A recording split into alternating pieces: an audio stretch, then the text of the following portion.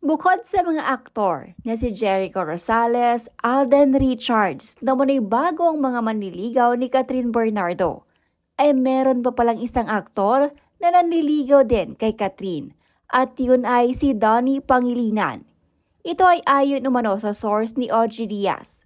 Sa panibagong showbiz update ni Ogie ay sinabi nitong may nakarating umanong balita sa kanya na di umano'y nanliligaw din umano itong si Donnie. Ngunit paglilinaw ni Ogie ay na kay Donnie pa din umano kung kukumpirmahin niya ito o hindi. Hindi naman lingid sa ating kaalaman. Naka-love team ngayon ng aktor si Bel Mariano at maraming nag-e-expect mula sa fans ng Don Bell na may namamagitan na sa dalawa.